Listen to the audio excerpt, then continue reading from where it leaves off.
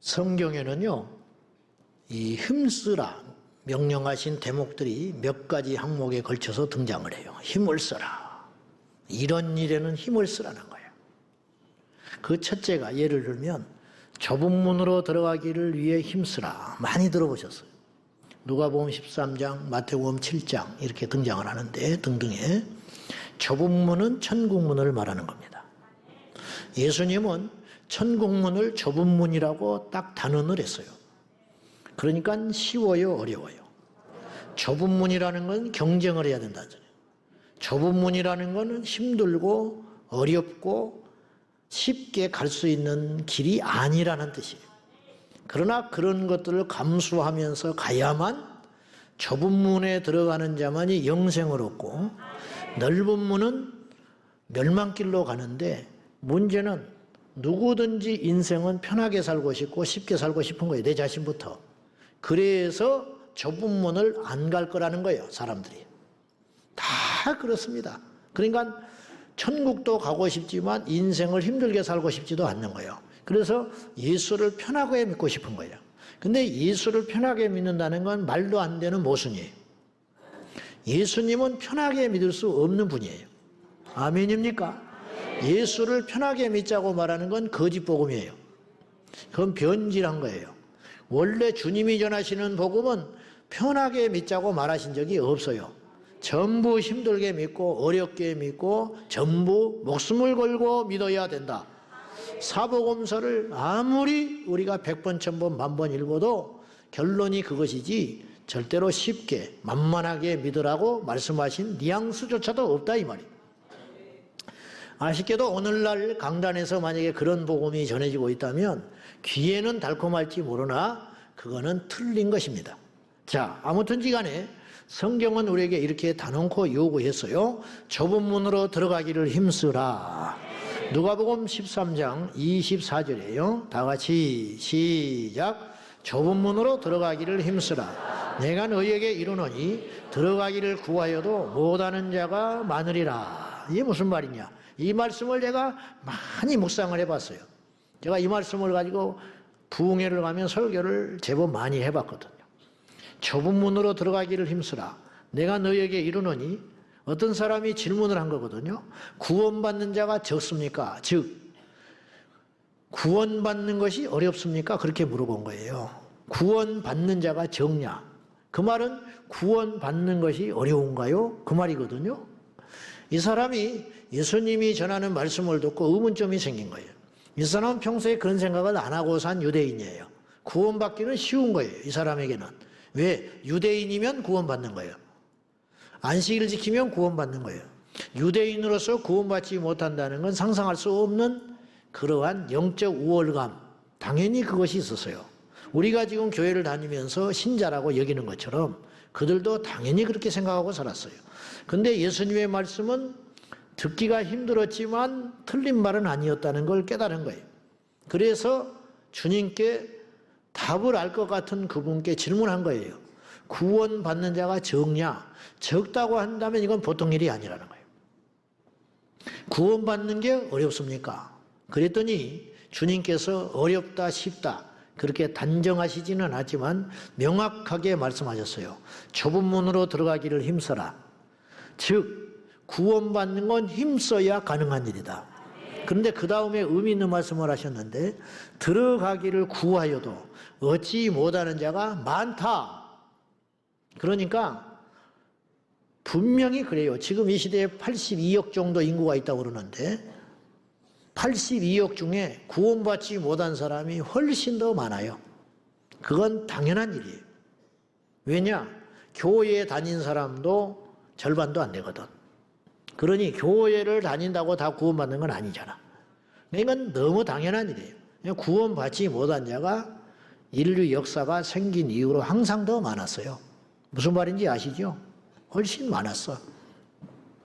근데 여기서 주목할 것은 주님께서 구원받기를 구하여도 이렇게 표현해도 맞는 말이죠. 좁은 문으로 들어가기를 구하여도 얻지 못한 자가 너무 많다. 그러면 이 말이 무슨 말인가? 자, 세번역 성경을 보면 이 말씀을 이렇게 해석을 했습니다. 한번 읽어볼게요. 시작. 너희는 내가 너희에게 말한다. 들어가려고 해도 들어가지 못하는 사람이 많을 것이다. 다 들어가고 싶지요. 이 말은 이 말이에요. 다 천국 가고 싶지. 우리 중에 누가 지옥 가고 싶겠어?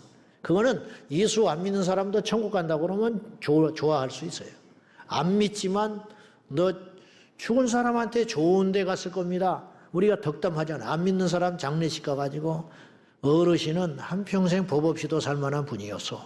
그러니까 좋은 데 갔을 것입니다. 그렇게 말을 하고 오지. 누가 가가지고 당신 아버지는 아주 고약한 영감탱이였으니까 죽어서도 아주 못된 곳에 갔을 것이요. 그렇게 말을 하고 싶지만 그렇게 말을 못해. 큰 싸움 나는 거야. 평생 원수되지. 죽은 사람이 어디로 갔는지 무슨 그렇게 중요하겠어. 살아있는 아들에게.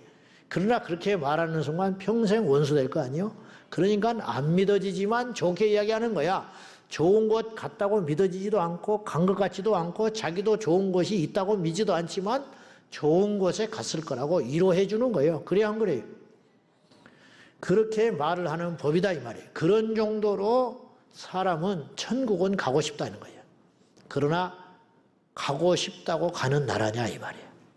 말이 안 되는 소리라. 근데 우리가 큰 착각 중에 착각이 교회를 다니면서 천국을 가고 싶어. 그러면 그걸 믿음으로 오인한다는 거죠. 가고 싶다고 맘먹고 사는 것이 믿음이 아니에요. 믿음의 본질은 뭐냐? 분명히 기억하세요. 무엇이냐? 믿음의 본질이라는 건 가고 싶다고 소원하는 게 아니요. 그게 아니고 갈 수 있는 자격을 가진 거야. 그것이 믿음이라는 거예요. 그러니까 적지요. 그래서 좁은 문으로 들어가기를 힘쓰라라는 말은 어느 정도로 힘을 써야 되고 노력을 해야 되느냐? 그 어려운 좁은 문을 능히 들어갈 수 있을 정도로 힘을 써야 된다. 주님은 그렇게 말하시는 거예요. 구원은 은혜로 받습니다. 이건 100%입니다. 우리 노력으로 받는 거 절대 아니에요. 어떤 사람은요, 구원을 너무 쉽게 받아버리는 사람이 있어. 한편의 강도. 평생 못된 짓거리 하고 다니는 거예요. 근데 마지막에 극적으로 주님 나라 임하실 때 나를 기억하소서. 그 한마디 했다고 구원받아버린 거예요. 구원받아버린 거예요. 그러면 우리가 오해를 해. 저렇게 믿으면 되겠구나. 쉽네 구원이. 천만에. 그렇게 생각할 일이 아니야. 어떤 사람은 구원받기가 너무 힘들어. 왜냐? 성경에 정반대되는 인물이 나와요. 어릴 때부터 율법을 다 지켰어. 율법에 명한 건 다 했다. 이 거짓말 아니에요. 근데도 이 청년은 구원을 못 받았어요. 주님이 율법을 다 지켰다고 하니까 너에게 한 가지 부족한 것이 있다. 너 재산 다 정리하고 나를 지금 따라라. 그거 못했어. 그래서 구원 못 받았어요. 그 사람은. 근심하며 돌아간 거예요. 율법에 묻혀가지고 주님을 몰라요. 나중에 이제 회심할 수 있었을지는 모르지만 그 성경의 그 마지막 그걸로 봐서는 이 사람 못 받은 거예요. 그럼 보시라고요. 어릴 때부터 다 지켰나이다 그랬거든. 철들 때부터. 그리고 부모가 용납을 안 했어요. 어릴 때부터. 그러니까 속은 어떻든지 간에 겉으로는 완전한 종교인이요. 율법을 지킨 사람. 그렇게 노력하고 지금까지 살아왔어요. 근데도 구원을 못 받은 거예요. 이 사람은 굉장히 어려운 거죠, 지금. 구원받기가. 그 강도는 한마디로 구원받아버린 거예요. 그러니까 어떤 사람은 쉬운 거 같고 어떤 사람은 어려운 거 같지만 그렇게만 볼 거는 아니다. 여러분, 복 중에 복, 믿어지는 복. 목에 칼이 돌아도 믿어진다는데 어떡할 거예요? 한 번 예배 드렸는데 뒤집어져가지고 믿어진다는데 어떡할 거예요? 한 번 예배 드리고 완전히 세상의 죄를 다 그 사람만큼 부러운 사람이 어디가 있어요? 그 사람만큼 하나님 앞에 사랑받은 사람이 어디가 있냐고. 그런 복을 받기를 축복합니다. 아직도 부자가 부러우세요? 부러운 건 사실이지. 그러나 그 끝은 어쩔지 아세요? 아직도 권세 잡은 자가 그렇게 부러우십니까? 예수 없이 권세 잡고 예수 없이 부자 되는 거. 사람이 올 때는 부럽지. 그러나 예수님은 부자는 저주라고 그랬어요. 왜? 천국 가는 게 너무 어려워. 부러워요? 천국 가는 게 너무 어렵다는데 부럽냐고. 그건 아니지. 그건 아니지.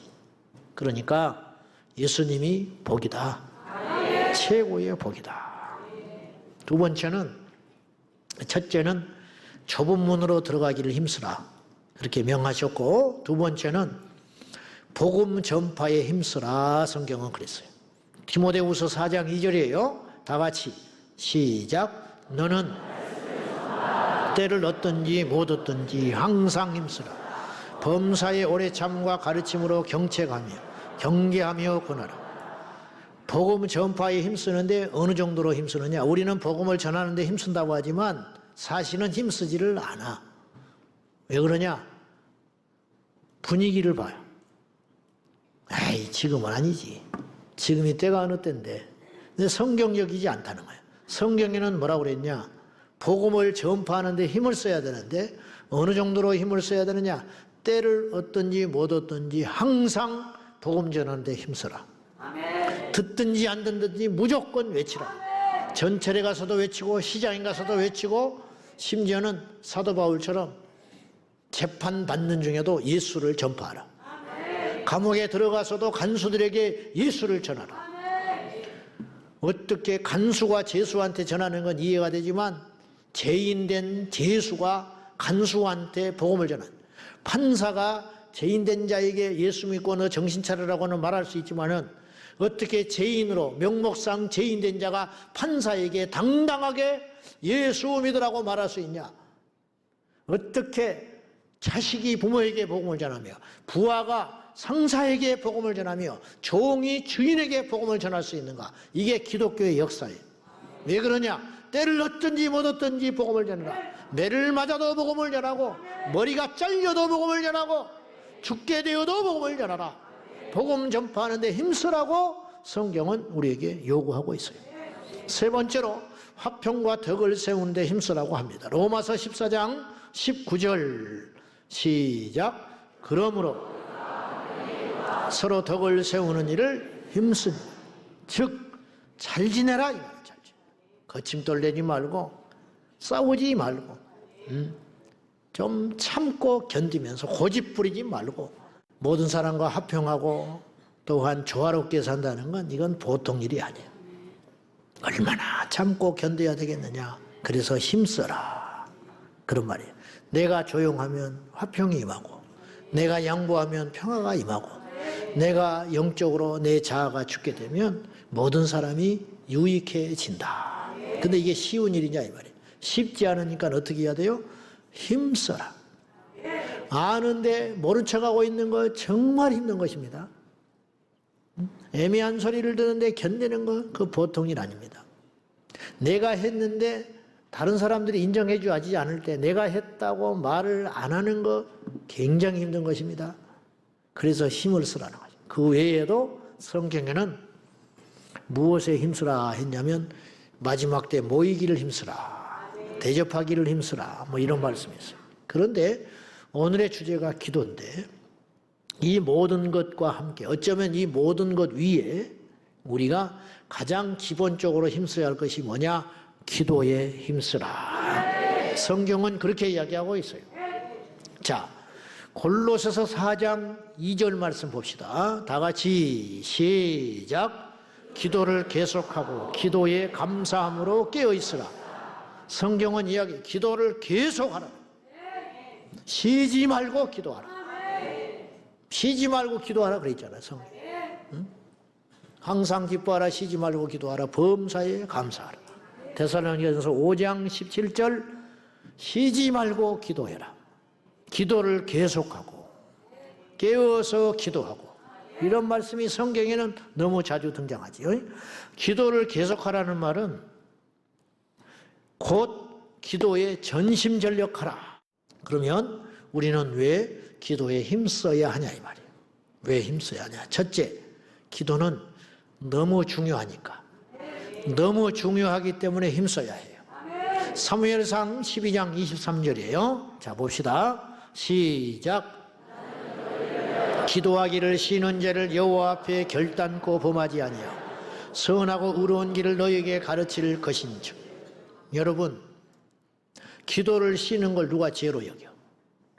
쉴 수도 있는 것이지. 도둑질하는 거 죄로 여기고 간음하는 거 죄로 여기는 거 살인하는 걸 죄로 여기지 기도를 쉬는 걸 왜 죄로 여기냐? 거꾸로 말해볼까요? 왜 간음을 하겠어? 왜 도둑질을 하겠어? 왜 살인을 하겠어? 왜 미워하겠어? 왜 풀지 않겠어요? 기도를 안 하기 때문에. 기도하는 사람이 어떻게 간음을 하며 기도하는 척하는 거 말고 바리새적 기도 말고 진짜 기도, 진짜 기도하는 사람이 어찌 살인을 하며 진짜 기도하는 사람이 어찌 미워하며. 그러니까 우리 주변에는 기도 좀 하네 하는데 옹졸한 사람이 있을 수 있어. 기도 좀 하네 하는데 그곳에 가면 흉기야. 막 사람을 해쳐요. 기도 좀 하네 그런데 양보할 줄 몰라. 그거는 기도 좀 하네 하는 것처럼 보이지 기도 안 하는 거예요. 그러니 기도를 안 하면 죄를 짓게 되는 거예요. 거꾸로 말해볼게요. 기도하면 죄를 이기게 된다 이 말이에요. 제대로 된 기도, 형식적 기도 말고 진짜 백이 기도를 하는데 어찌 죄를 이기겠냐고. 죄와 기도가 어찌 같이 가겠냐고. 말이 안 되는 소리라는 거죠. 그래서 사무엘이 하는 말은 이거예요. 나는 기도를 안 하면 죄 짓는다. 그래서 기도를 쉬는 건 죄의 원천이 된다는 거예요. 기도를 하면 나는 꼬꾸라진다. 기도 안 하면 기도 안 하면 나도 다른 사람을 덮치고 싶고 다른 걸 빼앗기고 싶고 누리고 싶고 높아지고 싶고 억울하고 속상하고 내가 가진 힘으로 사무엘이 얼마나 많은 힘을 가졌는데 킹메이커인데 나도 그런 걸 휘두르고 싶다. 근데 사무엘은 정직하게 마지막까지 살았어요. 내가 남의 것을 뺏은 적이 있냐? 사무엘이 당당하게 말을 해요. 내가 남의 걸 내가 뺏은 적이 있냐? 내가 남의 우양을 가져간 적이 있냐? 가져갈 수 있는 사람이라는 말이에요. 힘이 있기 때문에. 그런데 백성들이 다 인정해요. 그런 적 없으십니다. 그런데 그렇게 깨끗하고 거룩하고 자신을 관리할 수 있었던 비결은 어디서 오는 것이냐? 죄를 이겼기 때문이라는 거. 그 죄를 이기는 비결은 어디 있었느냐? 기도를 쉬는 것을 죄로 여길 만큼 엄격하게 자기가 살아갔다는 거예요. 사무엘은 기도를 쉬면 죄를 짓는 것이라고 여기고 평생을 이 거룩한 압박감에 시달리며 살아야 해서 기도의 산제물, 기도의 산 순교자. 우리도 그리 만들 수 있다면 얼마나 좋겠습니까? 나름 성도라고 생각한다면 뭐 특별한 성도 말고 꼭 목회자 아니더라도 우리 제자광성교회에 와서 거듭나서 예수 믿게 된 성도라면 누가 가르쳐주지도 않았고 뭐 기도학교를 나온 것도 아니고 기도해라 기도해라 누가 압박하는 것도 아니지만 정상적인 성도라면 누구든지 간에 기도를 게을리하면 자기 내면에서 양심의 가책을 받아요. 여러분 그렇죠? 여러분 그렇잖아. 오늘 철에 안 나온 사람들이 있어요. 어쩔 수 없이. 그분들 지금 절대 안 편합니다. 세상에서 오늘 나오지 못할 만큼의 위급하고 중요한 일이 있어서 못 나온 거예요. 분명히 그러는 거예요 지금. 근데 마음이 안 편해요. 마음이 안 편해. 지금 분명히 안 편해. 이게 정상적인 그리스도인이라고. 내 내면에서 내 양심이 정죄를 해요. 네가 그러고도 목사냐고. 우리 부목사님들 말은 안 하지만은 매일 정죄받는 거야 마음속에. 응? 기도가 약하면 내가 이러고도 목사가. 저도 마찬가지고 여러분 내가 이러고도 장로가. 기도 생활이 약한데 내가 이러고도 뭐 권사라고 할 수 있을까? 내가 이러고도 집사가. 내가 이러고도 선교사가. 그런 자책이 평생 따라다녀요. 그래요 안 그래요? 안 그런 사람도 있구만. 그래 안 그래요? 얘들도 그래. 얘들도 어려도 왜 그러냐? 그게 이미 성령 받은 증거라 이 말이야. 사무엘에게 누가 기도하라고 강요를 했냐고. 안 해도 돼요. 사무엘은 이미 정치인에 들어간 사람이에요. 그가 기도 안 한다고 누가 정죄하며 누가 뭐라 하며 누가 그를 함부로 판단하겠어요. 그러나 사무엘은 스스로가 용납이 안 되는 거예요. 기도를 쉬는 자신을 용납을 못하고 어느 정도까지 생각을 하고 있었냐? 기도를 쉬는 건 죄 짓는 거다. 기도를 쉬는 건 간음한 것 같고, 기도를 쉬는 것은 살인하는 것 같고, 기도를 쉬는 것은 도둑질하는 죄와 같다. 이 정도의 엄중함을 가지고 끊임없이 기도의 압박을 받고 살았던 사무엘, 알고 봤더니 그 거룩한 압박감이 사무엘을 승리하게 만들었더라. 그렇지 않았으면 그도 넘어졌을 거예요. 마귀가 사울에게만 공격을 했겠어? 사무엘은 그냥 돕겠냐고. 우리에게도 마찬가지라는 거예요. 다 마찬가지. 기도는 우리가 마땅히 해야 할 일입니다. 기도를 해놓고 칭찬받을 생각은 하지 마라. 기도를 안 하면 그거는 스스로 죄 짓는 거라고 새기고 압박감 가운데 살아가야 된다. 두 번째, 왜 힘써야 되느냐? 첫째는 기도가 이렇게 중요하기 때문에 힘써야 한다고 그랬어요. 두 번째는 기도가 힘들기 때문에 힘써야 돼요. 힘드니까 힘이 필요해. 아멘. 힘이 필요하니까 그 일은 힘든 일이기 때문에 그런 뜻이다. 이 세상에는 힘을 쓰지 않아도 그냥 되는 일이 제법 있어요. 배고플 때 밥 먹는 거 힘들어요? 뭐가 힘들어? 배고플 때 밥 먹는 거. 땅에 떨어진 돈 줍는 거. 뭐가 힘들어? 그까짓 거. 그냥 눈에 불을 켜고 돌아다니지. 쫓아가서 주워야지. 그렇잖아요? 예배 때 발 꼬고 앉아있는 거 힘들어요? 힘 안 들어요? 전혀 힘들지 않아. 세상에서 제일 자연스럽고 편하고 쉬운 일이 있어. 이게 좀 이해하고 들으세요. 그게 뭐냐? 지옥 가는 일. 무슨 말? 아까 좁은 문으로 들어가는 힘을 써야 한다. 역설적으로 반대로 좁은 문으로 들어가는 게 그렇게 힘든 일이야. 지옥 가는 일은 너무너무 쉬워. 왜 그런지 알아요? 첫째, 아무것도 안 하면 지옥 가. 아무것도 안 하는 거 쉽잖아. 태어나서 밥 먹고 개처럼 살면 돼. 먹고 마시고 싸고 그냥 가면 돼. 그러면 지옥 가는 거예요. 그래 안 그래? 그 다음에 왜 쉽냐? 지옥 가는 게 열심히 일을 해도 지옥 가. 그냥 자기 일에 충실한 거야. 그냥 그 사람은 한평생 땅만 파다가 죽었어. 근데 지옥 가. 쉽지?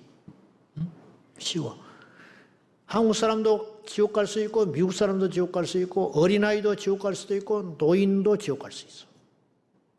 죄를 지어도 지옥 가고 죄를 안 지어도 지옥 가. 왜 그런지 아시죠? 죄를 안 지어도 지옥 갑니다. 죄를 안 짓는다는 게 불가능하지만 사실상 죄를 안 지어도 지옥 가. 왜냐? 이미 죄인이었기 때문에. 원죄 때문에. 그러니까 가만히 있으면 지옥 가. 부자도 지옥 가고 가난해도 지옥 가고 빨리 죽어도 지옥 가고 나이 많이 먹어도 지옥 가고 높아도 지옥 가고 낮아도 지옥 가고 욕 먹어도 지옥 가고 존경받아도 지옥 가고 착해도 지옥 가고 악해도 지옥 가고 남자도 지옥 가고 여자도 지옥 가고 밤새껏 할 수 있더라. 그러니까 지옥 가기가 쉬워요, 어려워요? 쉽다니까. 말이 안 되는 것 같지만 말이 되는 소리요. 거꾸로 예수 믿고 천국 가는 건 만만치 않는 일이다. 노아가 방주 지어야 사는 거야. 방주 짓는 게 쉬운지 알아요? 그 돈은 어디서 났겠어? 7, 80년 동안 방주 지으면서 그 돈은 어디서 났겠냐고. 남의 말이라고 쉽게 생각하면 안 돼. 그냥 방주를 지었단다. 그렇게 끝날 일이 아니라 누가 끝까지 믿음을 지켰단다. 누가 순교했단다. 그렇게 쉽게 말할 거 절대 아니라니까. 본인이 돼보면 얼마나 힘들었겠어요. 조롱, 멸시. 누구 하나 도와준 사람 없었어요. 자기 가족끼리 따덕거리면서 그 안에 얼마나 많은 시험이 있었겠어요. 마귀가 방주 짓는 걸 그냥 돕겠어? 또 영적으로 보면 결국은 지어냈지만 하나님의 뜻에 따라서 그 짓는 과정까지 얼마나 많은 피눈물 나는 시간이 있었겠냐고. 응? 별소리는 다 안 들었겠어? 그거. 그래서 방주 짓는 게 어려운 거라는 거예요. 구원의 방주를 만들어 들어가는 것은 그러나 시집가고 장가가고 먹고 마신 사람들 다 홍수에 멸망해서 죽었죠. 시집가고 장가가고 먹고 마시는 거예요. 그냥 나이 차면 시집가고 나이 차면 장가가고 나이 있으면 먹고 없으면 말고 그냥 그렇게 살아가는 거야, 우리처럼. 그냥. 그게 너무 쉽지, 지옥 가는 거. 멸망당하는 거 너무 쉽죠.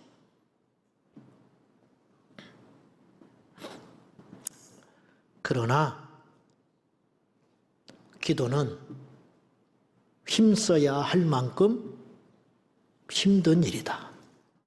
기도는 피조물 인간에게 부여받은 가장 숭고하고 가장 위대하고 가장 가치 있고 가장 중요한 일 중에 하나이기 때문에 힘듭니다. 그래서 힘써야 합니다. 그리고 그 열매는 기가 막힌 것입니다. 자, 세 번째, 기도를 왜 힘써야 되느냐? 중요하기 때문에, 힘들기 때문에. 세 번째, 기도는 방해받기 때문에 힘써야 돼요. 방해받아요. 누구한테 방해받냐? 첫째는 자기의 육체에게서 방해받아요. 원수가 여기에 있어. 원수가 집안에 있다고 그랬거든. 믿음의 발목을 잡는 대상이 가족에게 있어. 가족 때문에 지옥 가. 가족 때문에 영적으로 성장 못해. 그죠? 가족 때문에. 영적으로 가족 안에 원수가 있대요. 내 방해를 하고 발목을 잡고 신앙의 원수. 주님이 그랬거든. 원수가 가족에 있다. 그 말은 영적 원수, 영적으로 너를 발목을 잡을 거라는 거예요. 근데 그보다 더 근본적인 내 안에 원수가 있는데 내 육체 덩어리가 내 기도 생활을 무척이나 방해해요. 오늘 본문의 44절에 보면 예수님이 기도하는 장면이 나와요. 자, 한번 봐요. 44절에 시작. 예수께서 힘쓰고 애써 더욱 간절히 기도하시니 땀이 땅에 떨어지는 핏방울같이 되고. 예수님이 힘쓰고 애를 썼다. 그리 나와 있잖아요. 예수님도 힘을 썼어요. 이 장면이 히브리서 5장 7절에 다시 재해석을 했어요. 히브리서 기자가. 자, 읽어봐요. 시작. 그는 육체에 계실 때에 자기를 죽음에서 능히 구원하실 이에게 심한 통곡과 눈물로 간구와 소원을 올렸고 그의 경건하심으로 말미암아 들으심을 얻었느니라. 예수님이 심한 통곡과 눈물로 기도했대. 왜 그러냐? 육체에 계셨기 때문에. 이 말이잖아요. 이 오늘 읽은 44절의 말씀을 해석을 한 거예요. 예수님이 마지막 기도하실 적에 심한 통곡과 눈물로 애써서 힘써서 기도하셨다. 왜? 육체를 갖고 계셨기 때문에. 영만 있다면 이렇게 애쓰고 힘쓰실 필요가 없다 이 말이에요. 지금 천국에 가신 그분이 우리를 위해 중보하신다고 그랬거든요. 여기만큼 천국에서 땀 흘리고 애쓰고 피 흘리시지 않겠지. 왜? 이제 당신의 자리로 복귀하셨기 때문에. 그러나 하늘의 영광과 권위를 가지신 그분이 육체를 가지고 이 땅에 오셨을 때에 그 사시는 동안에도 끊임없이 주님이 기도하셨는데 그 기도하실 때는 우리처럼 어쩌면 우리보다 더한 방해를 스스로 육체에게서 받으면서 그걸 이기시느라고 예수님도 무던한 싸움을 땀과 피와 눈물을 흘리시면서 자기 육체를 이기면서 하셨다. 우리 육체의 정욕과 육체의 본능을 억누르지 못하는 자는 하나님 앞에 쓰임받지 못해요. 갈 것 다 가고 하고 싶은 일 다 하고 먹고 싶은 거 다 먹고 누리고 싶은 거 다 누리고 말하고 싶은 소리 다 내뱉고 어떻게 우리가 하나님 나라를 갑니까? 어떻게 우리가 하나님께 쓰임을 받겠습니까? 인내하는 자가 쓰임을 받고 견디는 자가 쓰임을 받고 성숙한 자가 쓰임을 받고 육체의 정욕을 이기고 기도하는 자가 쓰임을 받는 것이지. 이게 망고의 법칙 아니겠소? 할렐루야.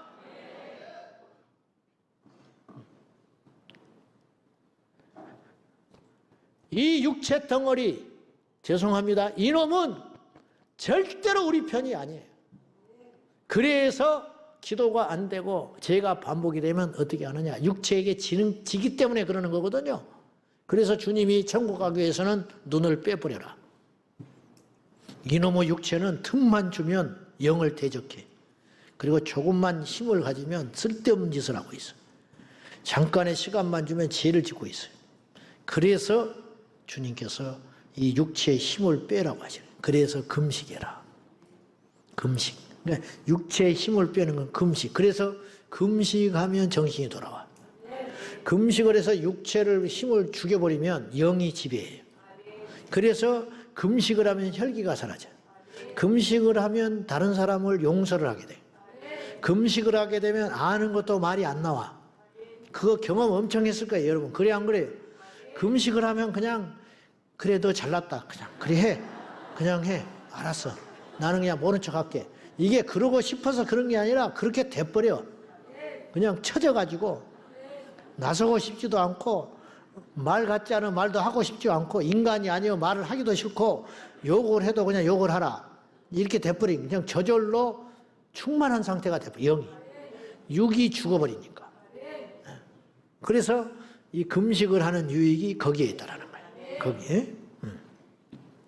자, 그래서 우리가 왜 기도가 이렇게 힘드냐, 힘을 써야 되느냐, 그것은 우리 육체로부터 내 기도 생활이, 기도라는 건 영이 하는 것이기 때문에 영적으로 유익한 것은 육이 계속 방해 놓고요.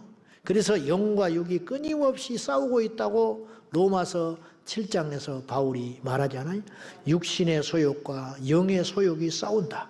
그런데 번번이 지더라는 거예요. 자기 바울 같은 분이 그렇게 말을 하면 우리는 어쩌란 말이에요. 바울 같은 분도 그렇게 번번이 육이 져가지고 끊임없이 정죄에 시달렸다는 거예요. 내가 이러고도 복음 전할 수 있는가? 내가 이러고도 천국 갈 수 있는가? 내가 이러고도 하나님의 사람인가? 죽겠다는 거예요, 이게. 그런데 바울이 성령 안에서 해방을 느끼죠. 그리스도 예수 안에 있는 자는 결코 정죄함이 없나니 죄와 사망의 법에서 나를 해방하였습니다. 그러면서 다시 일어난단 말이죠. 두 번째는 기도가 방해를 받기 때문에 힘들다고 그랬는데 환경의 방해를 받아요. 예수님도 환경의 방해를 받으셔서 자신만의 비법을 개발하셨어요. 좀 속된 말 같지만은 그게 뭐냐? 새벽 시간에 아무도 없을 때 한적한 곳에 기도하기를 주님께서 정해 놓으셨어요. 그래서 마가복음 1장 35절에 보십시다. 다 같이 시작. 밝기 전에 예수께서 일어나 나가 한적한 곳으로 가서 거기서 기도하시더니 예수님이 새벽에 제자들이 다 잘 때 모든 사람이 그때는 장신으로 안 찾아. 그때 그 시간 짬을 내가지고 한적한 곳에 사람의 방해받지 않는 광야 들판에 나가서 엎드려서 우리 주님께서 1시간, 2시간이라도 기도하기 위하여 뭘 포기하셨냐? 쉬는 걸 포기하셨다. 쉬는 걸 포기하면서 다른 사람이 깨어있을 때는 도무지 기도가 안 되기 때문에 그 시간에 확보하기 위하여 새벽에 동이 뜨기 전에 이미 광야에 가서 엎드려 기도하셨던 주님. 우리 주님이 그렇게 몸부림을 치셨다는 거예요. 우리는 너무 교만하고 부끄러운 거예요. 주님도 그러셨는데. 그래서 우리에게 새벽 기도가 생긴 것이고 그래서 남이 잘 때 기도하고 싶어서 철야 기도가 생기는 것이고 그래서 내가 너무 약하기 때문에 환경을 이길 능력이 없기 때문에 작정 기도라는 게 나온 거예요. 작정 기도. 무슨 말이냐? 그냥 두면 사람 만나러 가요. 그냥 두면 급한 일 하느라고 기도를 안 해. 쓸데없는 짓 하고 돌아다니니까 내 스스로를 시간에다가 올가 매버리는 거예요. 그래서 40일 작정 새벽 기도 피곤해도 일어나요. 그 시간 정해놓고 무조건 예배당에 가서 기도하는 거예요. 기도가 되고 안 되고든지 간에 이게 작정하는 기도다 이 말이에요. 오늘 여러분 감동하시면 작정하세요. 우리는요 지금 너무 많은 기도의 방해를 받고 있어요. 이게 교통이 편해지면 시간이 날 줄 알았어. 근데 교통이 편해지니까 쉴 곳이 더 없어. 핸드폰이 생겼더니 숨을 곳이 없어. 목욕탕에 가도 숨을 수가 없어. 그러니까 전화를 안 받았다는지 그런 일이 있었다는 일을 몰라서 못 갔다는 말은 거짓말이야 지금은. 거짓말이야.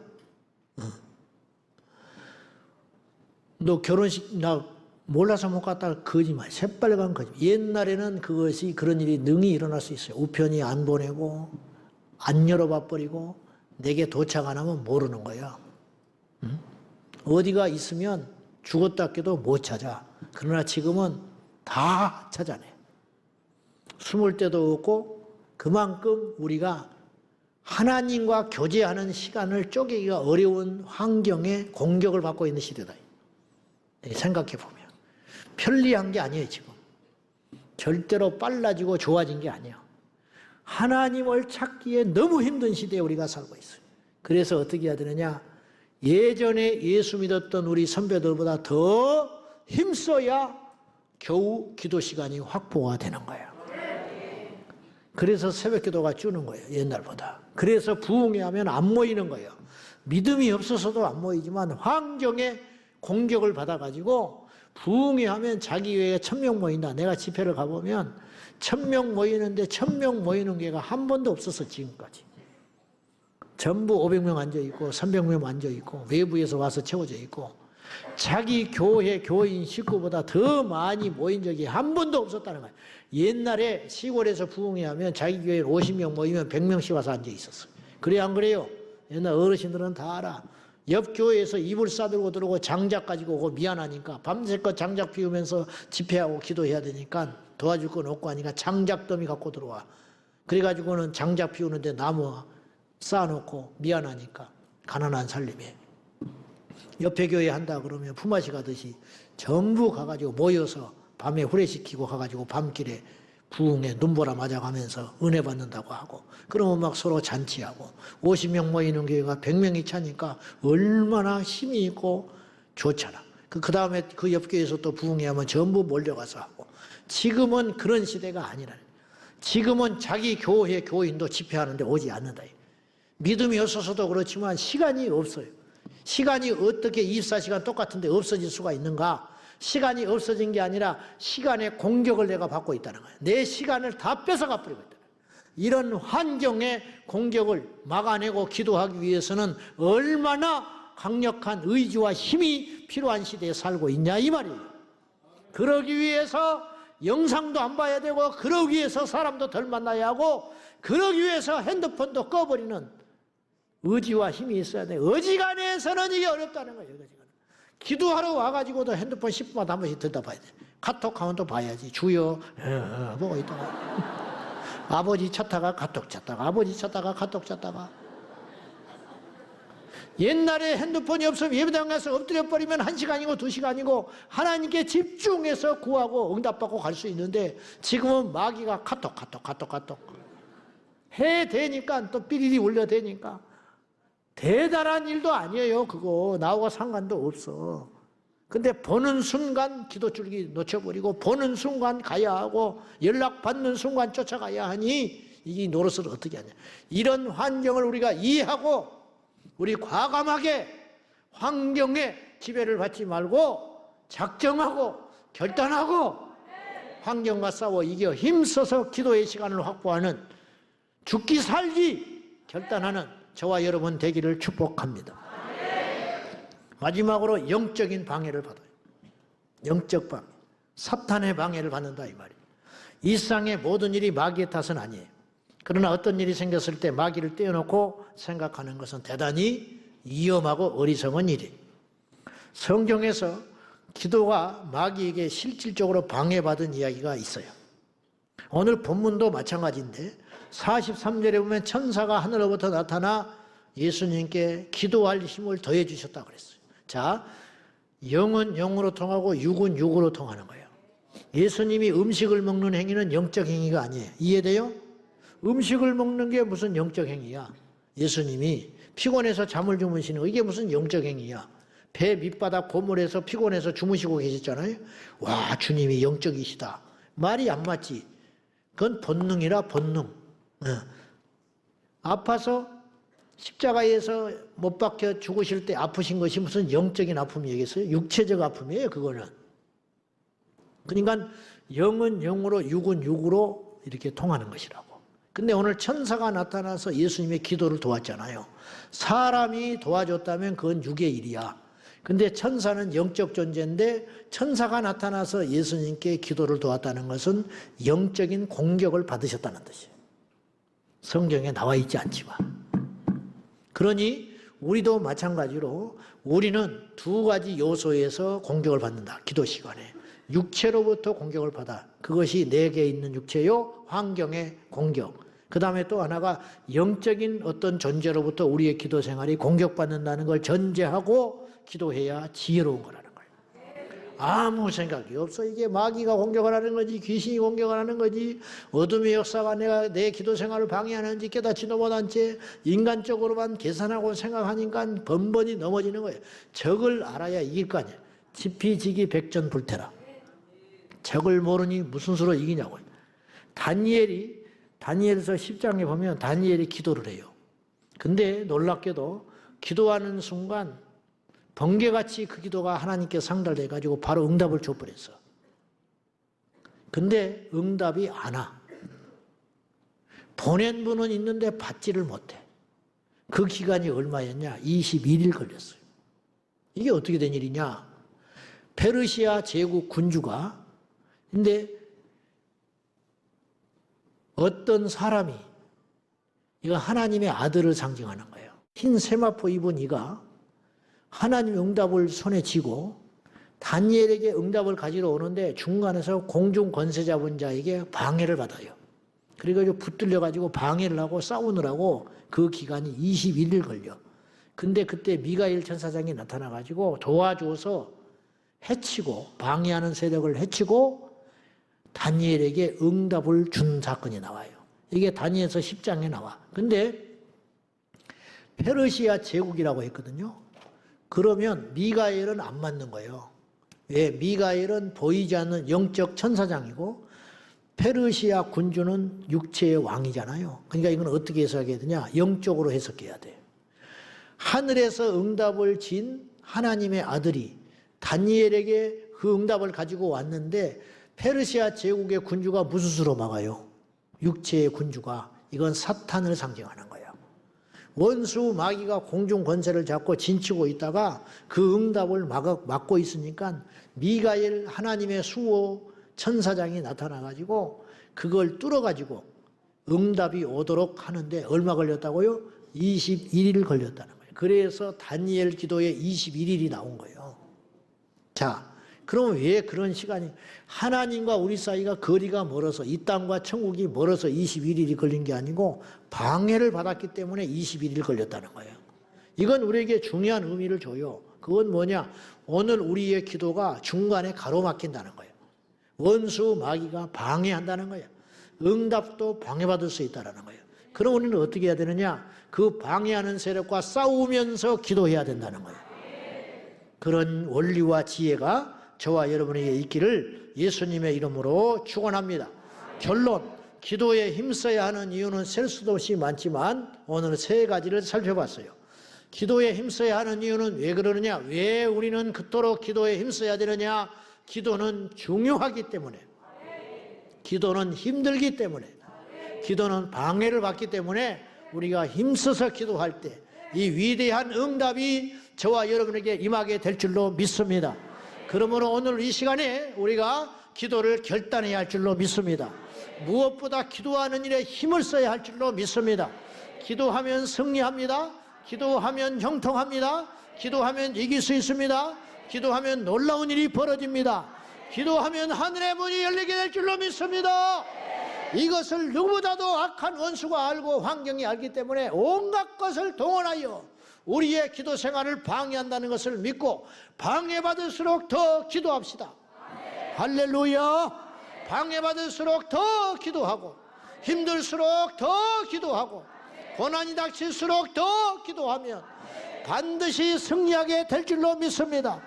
할렐루야. 우리 모두가 기도에 눈 떠져서 기도의 용사가 되기를 축원합니다. 기도의 산제물이 되기를 원합니다. 기도의 산 순교자가 되기를 원합니다. 사무엘처럼 기도하기를 원하고 다니엘처럼 기도하기를 원하고 사도 바울처럼 기도하기를 원하며 우리 모두가 기도의 용사요 기도의 전문가가 되기를 주님의 이름으로 축원합니다. 축원합니다. 축원합니다. 축원합니다.